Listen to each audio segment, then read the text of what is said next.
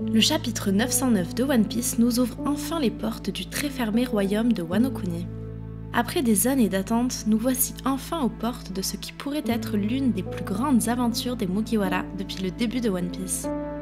Voyons ensemble ce que nous a livré ce chapitre. L'une des révélations les plus intéressantes concerne l'île secrète de Barbe Blanche, dont il est également originaire. Une petite île perdue en pleine mer et dont le village principal, entouré de montagnes, est accessible seulement par des grottes. On apprend que les tombes de Ace et de Barbe Blanche ont été érigées par Shanks sur cette même île. On peut se poser plusieurs questions sur cette île et nombreuses ont été les réactions et théories à son sujet. Tout d'abord, elle ne ressemble pas du tout à l'île qui nous a été introduite dans le chapitre 590 comme île où reposent Barbe Blanche et Ace.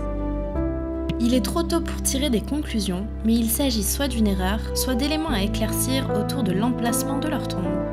Et justement, bien qu'il ne s'agisse que d'un épisode spécial, dans Episode of Sabo, on peut voir Sabo se rendre sur la tombe de Ace pour lui parler. Si ce passage s'avère être canon, alors cela voudrait dire que l'armée révolutionnaire connaîtrait également l'emplacement de l'île, et plus précisément des tombes de Ace et de Barbe Blanche. Et quelques années plus tôt, à la fin du film One Piece 3D 2Y, qui se déroule durant l'ellipse, on voyait déjà Sabo sur leur tombe. Plutôt étrange. Affaire à suivre. L'autre personne dont on craint qu'il connaisse l'emplacement de l'île est le redoutable Weeble. Il s'estime, ou plutôt sa mère estime, qu'il est le fils de Barbe Blanche et donc le digne propriétaire de tout l'héritage qu'il aurait laissé. Et cette île est justement l'héritage le plus précieux qu'a laissé Newgate.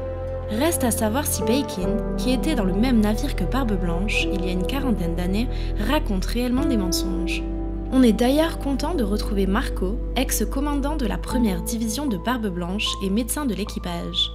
On en apprend plus sur les capacités de son fruit, ou plutôt sur la maîtrise qu'il en a, puisqu'on découvre qu'il est capable de soigner les autres avec plus ou moins d'efficacité grâce au pouvoir du phénix.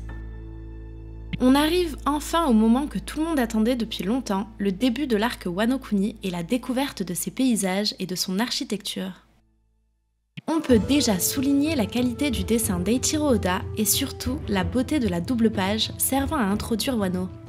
Le rideau s'ouvre lentement, accompagné de quelques notes de shamisen, un instrument japonais, avant de nous dévoiler le royaume de Wano et son style inspiré du Japon. On découvre qu'en attendant le reste de l'équipage, Franky, Zoro et Usopp se sont infiltrés parmi les habitants de l'île et se font passer pour des citoyens lambda pour le moment. Franky, alias Franosuke, est charpentier sous les ordres d'un petit vieux qui vous a peut-être semblé familier. Il s'agit de Minatomo, un personnage qui est apparu il y a près de 20 ans. Lors du premier chapitre de One Piece, les bandits détruisent la porte du bar dans lequel se trouve Shanks et lorsqu'ils repartent, cette dernière est réparée comme par magie. Lors du SBS numéro 7, Oda avait déclaré qu'un charpentier du nom de Minatomo s'en était occupé en vitesse et il l'a même dessiné. Ce n'est pas tout puisque Minatomo apparaît également dans pas mal d'épisodes où on peut le voir dans le fond en train de réparer des portes. On passe à Usopp, qui commençait vraiment à manquer à One Piece. Sous le nom de Usohachi, il est désormais vendeur ambulant et en l'occurrence, vendeur d'huile de crapaud, soi-disant miraculeuse.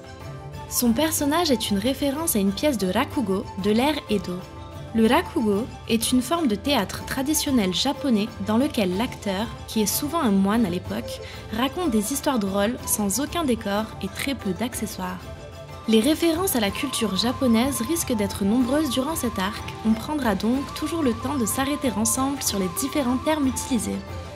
On bascule du côté de Robin, surnommée Orobi, et le O au début du nom est d'ailleurs une marque honorifique. Elle utilise sa grande beauté pour intégrer les geishas. Les geishas, ou geiko, sont des femmes qui consacrent leur vie à l'art et au divertissement. Elles servent généralement de compagnie aux hommes et plus précisément aux hommes très riches. Il y a donc de grandes chances que l'on découvre le shogun à travers les yeux de Robin et qu'il y ait des échanges entre les deux. Ce qui voudrait aussi dire que Dragon et l'armée révolutionnaire, qui sont très proches de Robin, pourraient avoir des yeux et des oreilles au plus près des affaires du shogun et de Kaido. Et on finit avec le retour le plus attendu, celui de Roronoa Zoro, qui se réserve cette fin du premier chapitre d'ouverture de Wano, ce qui entre nous est bien mérité. On le retrouve dans une position délicate, accusé de plusieurs crimes et sur le point de devoir se faire seppuku. Le seppuku était une forme de suicide que l'on pratiquait afin de conserver son honneur après avoir commis une faute grave. On parle généralement de seppuku pour les samouraïs ou les hauts gradés et de harakiri pour les personnes lambda, bien que ce mot ne soit plus très utilisé. Cette pratique consistait donc à s'éventrer soi-même avant qu'une seconde personne ne vous tranche la tête pour abréger vos souffrances. Zoro est donc sur le point d'effectuer ce rituel avant d'y mettre un terme en tranchant le temple en deux contre toute attente. Ce geste correspond bien à Zoro, qui ne respecte tout simplement pas ce qui est sacré, et a même avoué n'avoir jamais prié et ne pas croire en ces choses-là. Si on ajoute ces techniques démoniaques, comme Ashura par exemple, on peut se dire qu'Oda se servira de Zoro pour briser les codes et les règles très strictes qui règnent sur Wano Kuni. On a d'ailleurs eu un avant-goût de cela lorsque Zoro s'apprêtait à tuer un Tenryubito sur l'archipel Sabaody. Ce sera peut-être aussi un moyen pour Oda d'avoir un regard critique sur sa propre société, la société japonaise. On arrive à la fin de cette vidéo. N'oubliez pas de liker, partager et surtout vous abonner pour ne pas manquer les autres vidéos sur le chapitre 909 qui arrive très bientôt. Quant à moi, je vous donne rendez-vous très vite pour de nouvelles aventures et d'ici là, portez-vous bien. À bientôt sur le Blue Channel.